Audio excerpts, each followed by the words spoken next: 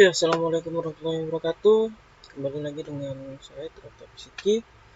Kali ini saya akan membahas tentang komunikasi serat optik. Pembahasan kali ini dimaksudkan untuk pengambilan nilai ujian tengah semester mata kuliah komunikasi serat optik. Langsung saja. Nah, komunikasi serat optik apa itu sih komunikasi serat optik? Jadi sistem komunikasi serat optik adalah saluran transmisi yang terbuat dari kaca atau plastik yang sangat halus dan lebih kecil dari selai rambut, dan digunakan untuk mentransmisikan sinyal cahaya dari satu tempat ke tempat lain. Sumber cahaya yang digunakan biasanya adalah laser atau LED. Kabel ini berdiameter kurang lebih 120 mikrometer. Cahaya yang ada di dalam serat optik tidak keluar karena indeks bias dari kaca lebih besar daripada indeks bias dari udara. Karena laser mempunyai spektrum yang sangat sempit, kecepatan transmisi serat optik sangat tinggi sehingga sangat bagus digunakan sebagai saluran komunikasi. Nah, di sini ada sebuah desain dari kita langsung saja kita lihat cara kerjanya. Di sini cara kerja si laser berfungsi sebagai sinar transmisi dalam bentuk gelombang yang berfungsi sebagai pengantar data user defined bit generator untuk masukkan bit yang dikirim. Di sini ada user defined bit generator yang berfungsi sebagai masukkan bit yang dikirim dan terhubung pada NRZ pulse generator yang di sebelah sini. Lalu dalam NRZ pulse generator ini gelombang akan dibangkitkan pulse NRZ dan diteruskan ke Mach Zehnder modulator. Langsung diteruskan ke Mach Zehnder modulator. Dan sumber cahaya dari laser yang di sini dengan power 0 dBm. Lalu setelah masuk ke dalam Mach Zehnder modulator ini diteruskan ke optical fiber kepada jalur optik sehingga gelombang diterima oleh fotodetektor pin di sini. Lalu setelah diterima oleh fotodetektor pin, kembali diteruskan ke 3R regenerator. Nah, di dalam 3R regenerator ini gelombang akan dipecah karena fungsi dari 3R regenerator ini adalah memecah sebuah gelombang menjadi beberapa bagian. Nah, setelah gelombang dipisah atau dipecah, maka akan diterima oleh peer analyzer. Oke. Nah, di sini setelah melakukan beberapa percobaan pada length dari optical fiber, kita mendapatkan grafik analyzer dari optical power. Dengan di sini sumbu X menyatakan panjang dari optical fiber ini, lalu Y sebagai power dBm. Jadi hasil dari analisa panjang optikal. Di sini bisa kita lihat pada panjang 40 km menghasilkan minus 10,440.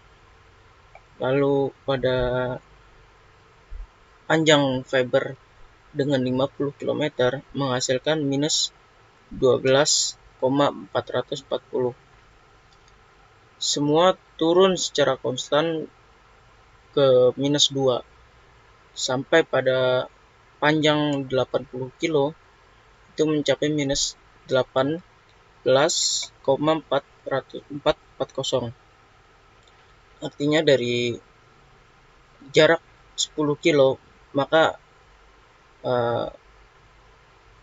optical powernya akan turun minus 2 setiap per 10 kilonya. Lalu selanjutnya ada grafik OCNR.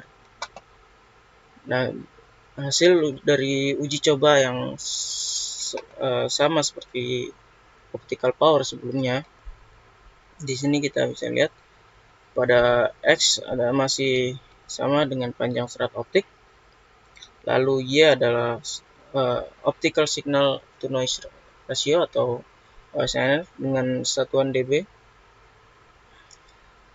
Pada 40 km pertama ini menghasilkan 32,6146 dB, lalu pada 50 km tidak jauh berbeda, menghasilkan 32,613484 dB, lalu akan turun drastis pada jarak 60 km dengan 32,610185, lalu naik lagi secara perlahan pada jarak 70 km angkanya akan naik di 32,611542, lalu naik lagi perlahan tidak jauh berbeda dengan 70 kilo, di panjang 80 kilo masih stabil dengan 32,611687.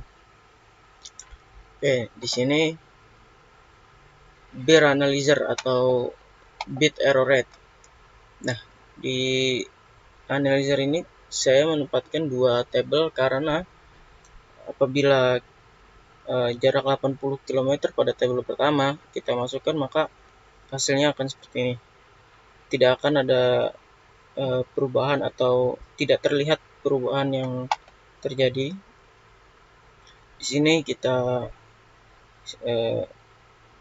menggunakan angka logaritma yang seharusnya hasilnya 0,00435294, tapi di sini